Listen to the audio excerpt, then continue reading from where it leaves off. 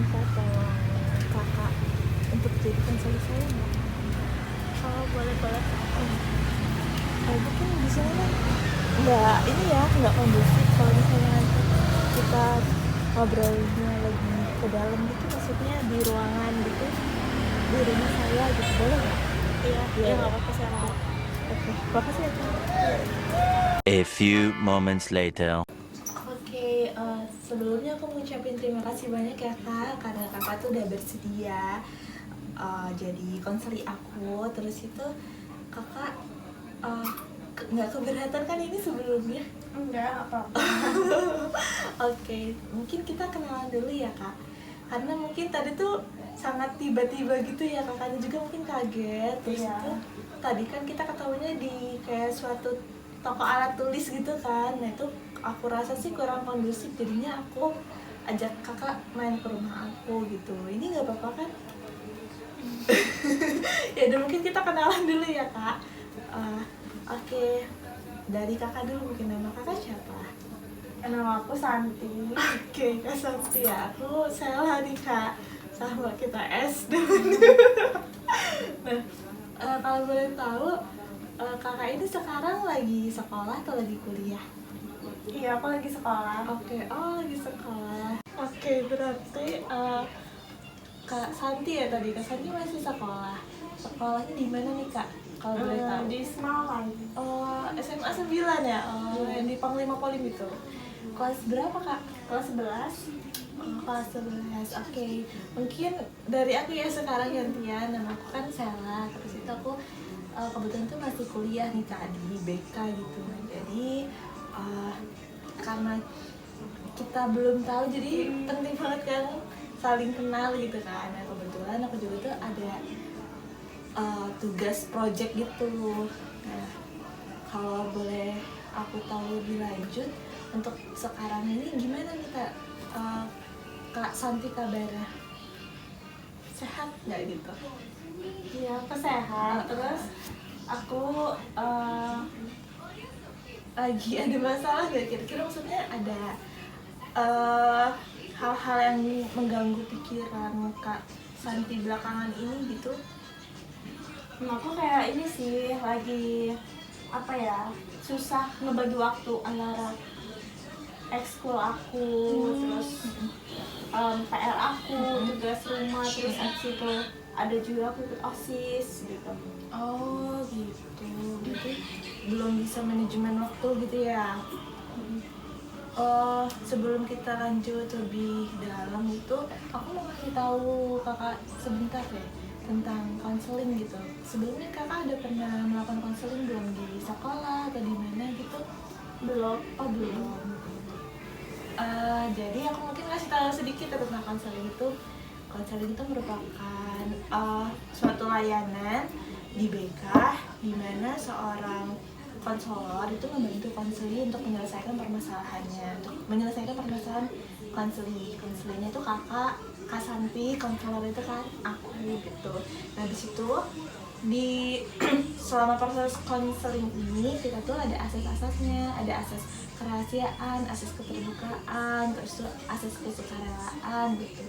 Kalau misalnya asas kerahasiaan itu cerita-cerita ataupun informasi yang Kak Santi berikan ke aku itu insya Allah aku jaga gitu, nggak akan bocor gitu. Kakak jangan takut, informasinya bakal beredar. Terus tuh asas kesukarelaan itu kan Kak Santi tadi tidak keberatan gitu kan untuk menceritakan permasalahannya kepada aku. Terus sama tadi yang terakhir ada asas keaktifan. Jadi nanti selama proses konseling diharapkan Kak Santi itu aktif.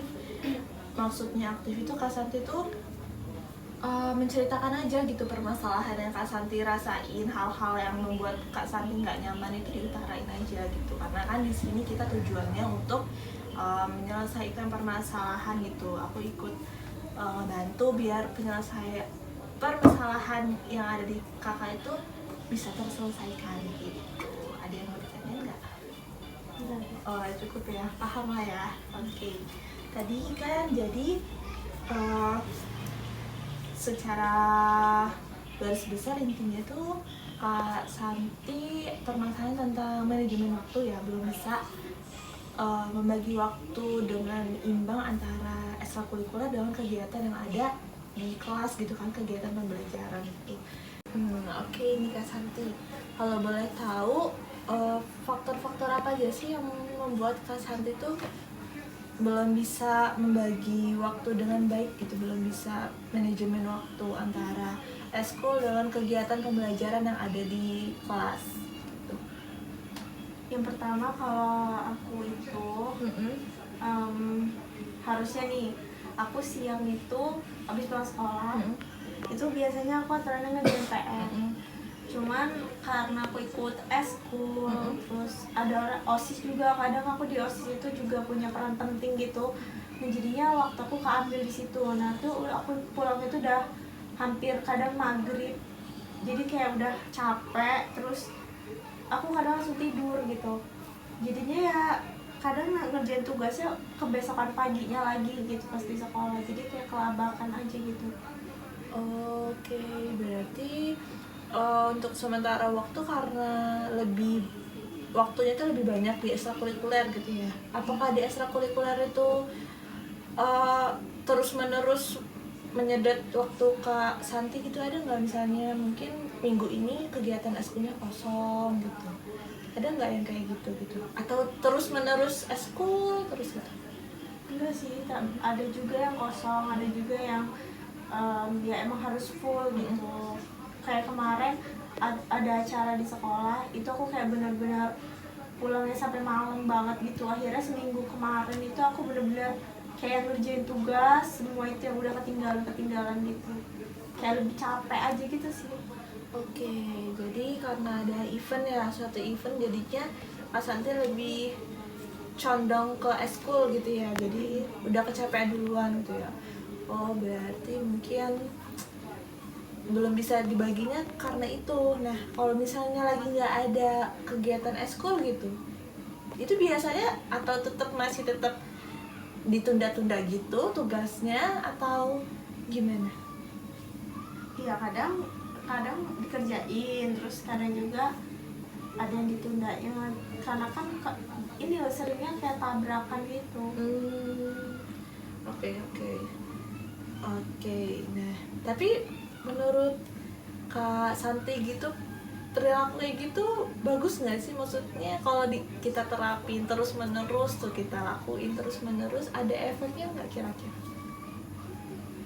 Pasti ada sih, jadinya ya males gitu sih. Betul, jadinya ngerasanya lebih kelabakan gitu ya. Nah kalau dari Kak Santi sendiri, ada nggak suatu cara gitu biar hal kayak gitu biar bisa dikurangi gitu, biar tidak terlalu kelabakan?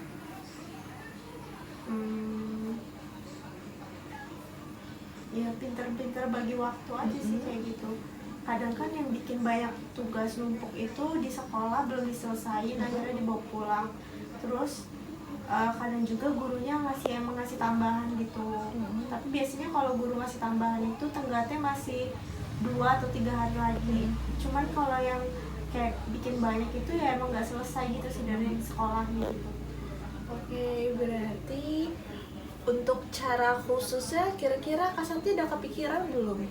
Kayak gimana nih biar semuanya itu berjalan sesuai gitu antara eskul sama tugas di sekolah biar imbang? Ya itu sering ngerjain tugas aja maksudnya diselesain gitu loh. Kan dari jam 7 sampai jam 3 itu emang di kelas. Nah itu aturannya emang harus selesai semua tugasnya. Nah jadi nanti kalau misalnya guru ngasih tugas lagi, kita ngerjainnya pas udah di rumah gitu. Jadi kayak nggak numpuk gitu sih, lebih rajin lagi aja ngerjainnya. Ada lagi? Ya cukup sih. Oke, berarti bisa aku simpulin bahwa mungkin dari Kak Santinya sendiri lebih giat lagi untuk ngerjain tugasnya, maksudnya jangan terlalu banyak bermain saat pelajaran di sekolah gitu kan. Kalau misalnya ada latihan di hari itu, kalau bisa selesaiin hari itu, biar jangan sampai dibawa ke rumah gitu kan, tugasnya jangan sampai jadi PR gitu. Mungkin itu dari Kak Santi. Kalau aku mungkin nambahin, Kak Santi tuh bisa buat jadwal gitu ya. Itu tuh yang harus bener-bener Kak Santi kerjain. Itu dimulainya dari yang paling prioritas banget. Jadi kita buat skala prioritas yang paling kita urgent dulu, yang paling kita duluin gitu. Misalnya kayak tenggatnya sehari ataupun beberapa jam kemudian harus sudah dikumpul, berarti itu dulu ya kan yang harus dikerjain gitu. Nah itu juga bisa jadi salah satu biar tidak tabrakan gitu. Untuk eskul mungkin kalau aku saran pribadi, kan Talita juga udah kelas 11 kan, mungkin jangan terlalu banyak ke eskulnya karena kan udah mau fokus kelas 12 gitu. Dan kalau misalnya di eskul dirasa job desk kamu atau tugas kamu dalam suatu kegiatan tuh udah selesai, ya udah gitu, sebisa mungkin pulangnya lebih awal kalau misalnya bukan job desk kamu gitu. Jadi biar teman-teman yang lain biar bisa nge-backup juga gitu, karena itu kan bukan job desk kamu, jadi bukan kewajiban kamu. Yang penting kewajiban ataupun tugas kamu tuh udah kamu jalanin gitu. Untuk ngebantu temennya itu seperlunya aja gitu, diusahakan pulangnya jangan terlalu malam gitu. Kalau aku segitu sih Kak. Mungkin ada yang mau yang diceritain lagi nggak? Udah cukup. Oke. Aku ngucapin terima kasih banyak ya Kak udah mau sharing-sharing gitu. Semoga saran yang aku berikan membantu dan bisa diterapkan juga di keseharian Kak Santi. Jadi biar antara eskul sama pekerjaan sama tugas yang di kelas itu nggak tabrakan gitu. Untuk Kak Santi semangat terus, bentar lagi mau kelas 12. Semoga nanti lancar diterima di perguruan tinggi impian Kak Santi gitu. Kalau ada apa-apa mungkin bisa hubungi aku gitu kan untuk kedepannya gitu, atau ada hal-hal yang mau diceritain lagi jangan cuma cerita ke aku gitu. Dari Kak Santi cukup. Oke, aku akhiri ya mungkin ya. Aku terima kasih banyak Kak, maaf banget ngerepotin, maaf banget kayak bikin panik gitu ya tadi di awal. Aku tutup. Assalamualaikum warahmatullahi wabarakatuh. Waalaikumsalam warahmatullahi wabarakatuh. Oke.